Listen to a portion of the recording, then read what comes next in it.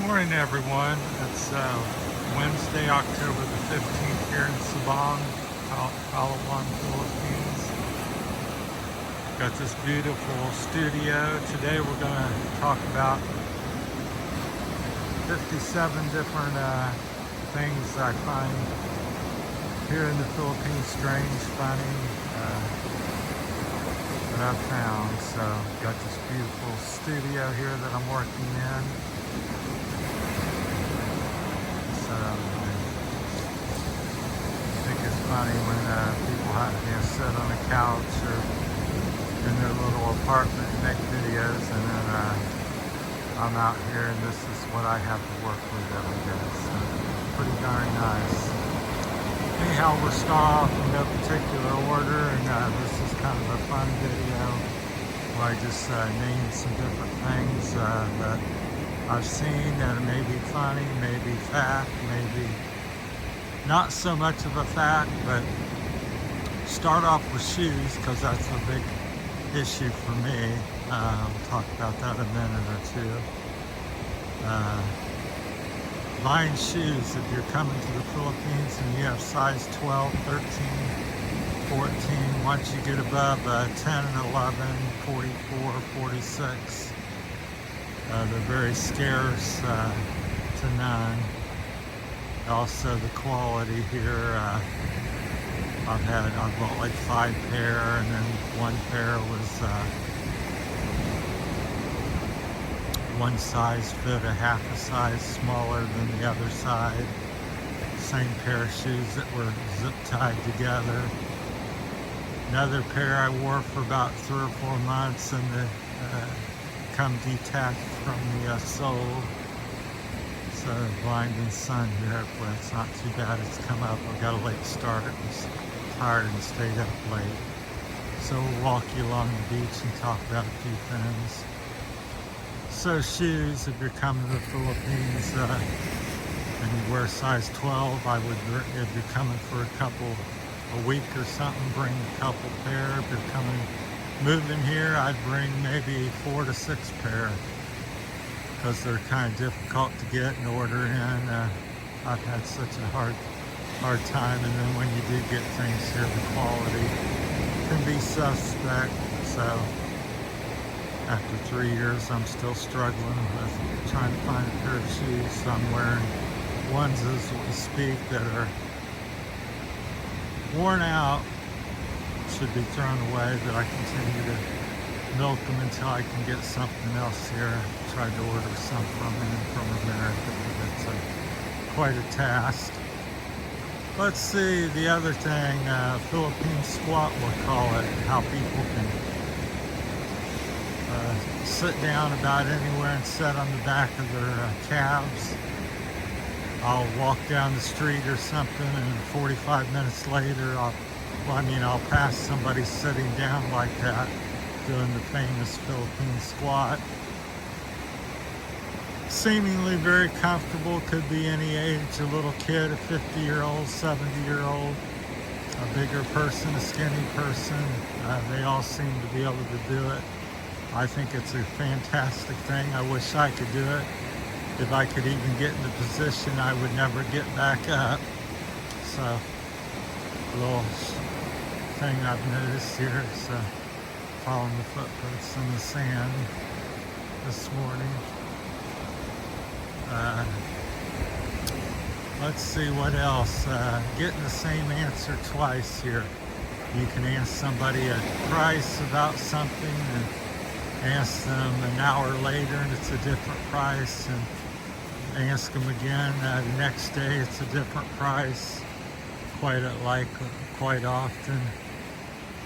So you can get 6, 7, 10 different prices for the same thing.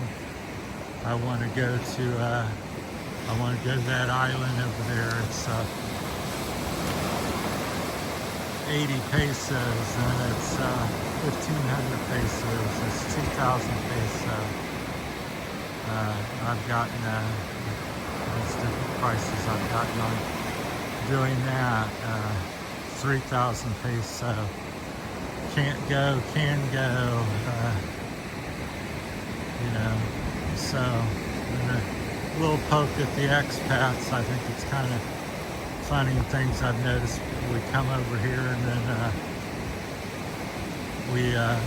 it's real easy to think, well, the trees are green and the air's, breathable, and there's water and there's lots of friendly people, and then we're complained and surprised by where it being different. Oh, well, people are different here. Things are, and we're seemingly shocked and surprised by that. This is not America. Why isn't it? It's not, we think it's our home country, and the people and the things here aren't. And that the fact is that we're surprised and moan and groan about that, myself included, on many of these topics. So, and then people talk about the cost of living over here. Locals live all over the map, but generally speaking, $250, $500 a month, quite common. And we make videos about, you can live on such and such, but I think the fact of the matter is that you come over here, people don't realize that it's going to cost you additional because you don't have all the connections, and your prices are going to be 25, 50, quadrupled over what the locals are. I hear that all the time. Well, that drink, somebody again walked up and brought a fruit drink, and that was 189 pesos. And then the local goes over and gets it for 50 or 100 pesos. Same shop, same place, so it's a lot of that. Of course, then the fact that we're surprised by that as an expat. So another thing, I think people are surprised, or I was surprised when I first commented, the friendly nature, even when people's mad at you or maybe don't like you. They have they're just taught hospitality and to smile, and even if they don't know the answer, don't understand you, they have this smile and friendly nature about them. So, which is quite nice, because the expats can get very uptight and stuff about things, so, and sometimes rightfully so. But again, it goes back to this is not America. So walk on here on this beautiful beach where I walk it seemingly about 2 or 3, 4 times a day, up and down. There's a little trawl over there. So, yeah, prices, meeting somebody. I think a lot of people's taken back when they see somebody that's, with somebody half or less than half their age. And then it's, just quite normal here, which is not so much in America. It does happen, but it's a rarity in here. It's a commonplace thing. For me personally, I'm surprised by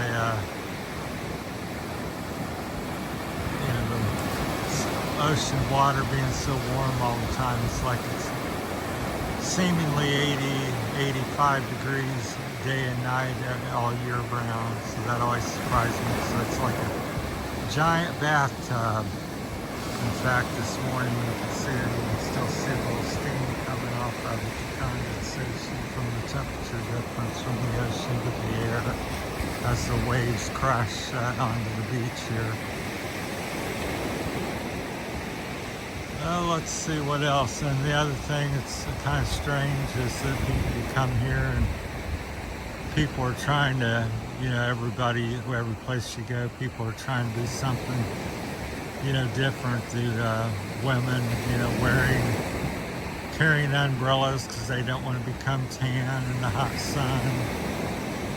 Bothers my thought, oh, it's a nice day, it's blue sky, what's that person carrying an umbrella for? And I thought maybe it's going to rain or something, but then I learned that it was to protect them from the heat, and also they don't want to get tan, many of them. They don't like the brown, they want to be white as possible, and people bleach their skin. And a few of them here change the hair color. So that's another thing. The other thing that's strange here, no matter if they have making much money or not, everybody from 10 years old on up seemingly has a cell phone. So that's a funny thing, and they're on it quite often, sitting on the beach or walking down the beach. I'm happy to be filming, but it's that type of stuff. So it's amazing, and when you don't have much money, and yet the 10-year-old and the mom, dad, and the brother and cousin has a cell phone. So that's always surprising to me.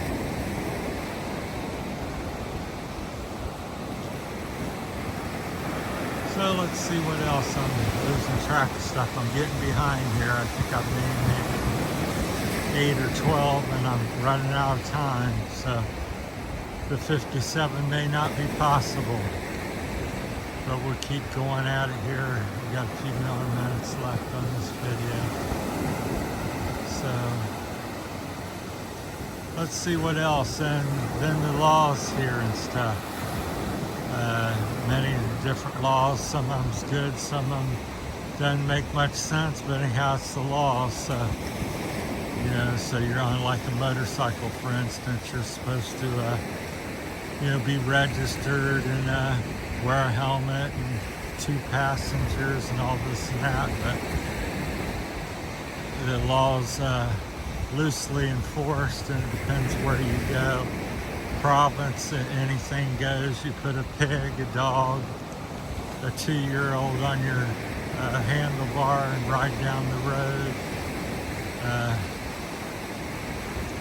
So it's kind of the wild, wild west of the Philippines. So laws are just suggestions, and if somebody wants to make an example of you or enforce it in this particular day, no particular person or thing, then that's the law, and they pull that out on you.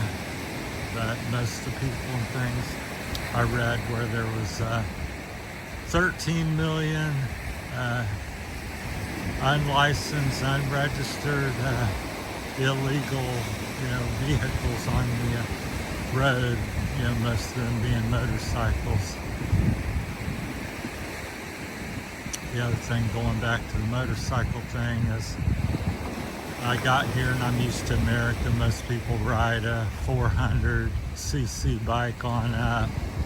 A lot of people have 1000cc something motorcycles. So I go in the shop and I'm looking for something dual sportish. 350, 450, 650.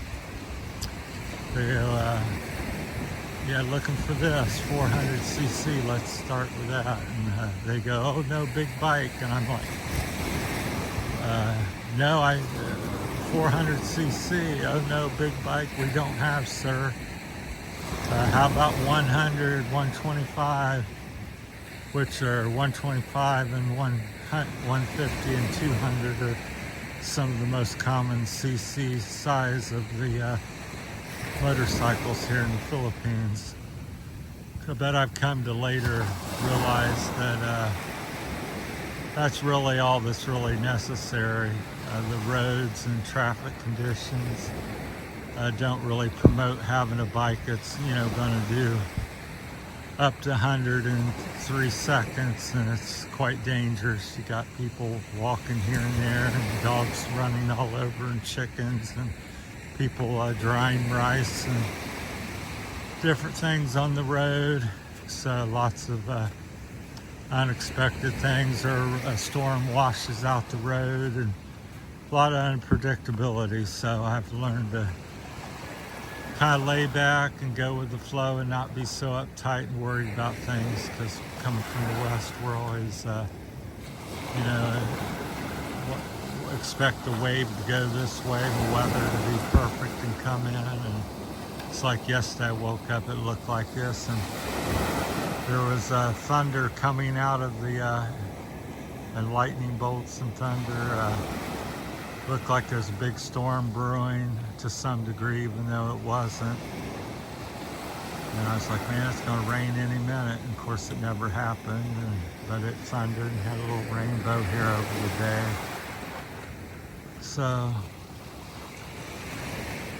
but lots of little different things were kind of start to wind this down. So let me know what your experiences here. Like I said, I've named a few things, no particular order, no particular importance to any of them. Just thought I'd make this a little more fun video and talk about some few random things. So, and there's endless. If I was sitting down somewhere and had made a list and I could read off of it and think about it, I could ramble them off a little bit quicker, but that's just some of the things. But anyhow, the Philippines is like any place else like America. It is what it is. Learn to adapt and adjust and fit in. It is a slow-paced country.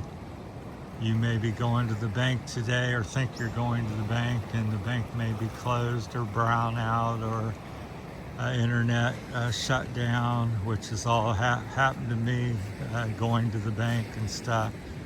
And it can be very frustrating, especially if you live in a small province and have to travel an hour or so to many people will travel an hour or 3 hours to get to the big city where all these conveniences are. And even the big cities are prone to slow service and brownouts and internet failures and stuff like that. So the Philippines is up and down, and it's hurry up and wait. And yet another funny thing that I find saying that, and it is mostly true most days and stuff, but I'll walk by something and I'm like, the other day there was no house there, and now there's a little bamboo house put up, and seemingly in a day or 2 or 3 they've got something up, or I go by a lot that's looks like a jungle, all kind of greenery and trees and stuff, and go by there, and again a day or 2, 3 days, and it's chopped to the ground. And the thing with that, I said, most of the time they don't have chainsaws and heavy equipment come in, bush hog, and whack stuff down real quick with some machinery. It's done with bolos, machete, big knives and stuff. Losing my voice here. So it's like that. You'd be looking at that, next thing you know, it's all cut down and they set it on fire or something and clear it out. And it's like, so slow nature, and then suddenly 2 hectares is chopped to the ground. Everything is cleared up, or new house is going in, or they've all kinds of stuff all the time. They've put these little bamboo shelters up, like in a day or 2 over there. That's not so big of a deal. It's not that much that grand, but some of them are pretty substantial. That's my time this morning. Let me know what you think, and hopefully this has been a little bit entertaining, and you've enjoyed the beautiful backdrop of my Terry's Philippine Journey YouTube studio here, podcasting live every day. Thanks for watching, everybody. Take care. Have a great day. Let me know what your thoughts are in the comments and experiences. All right, thanks.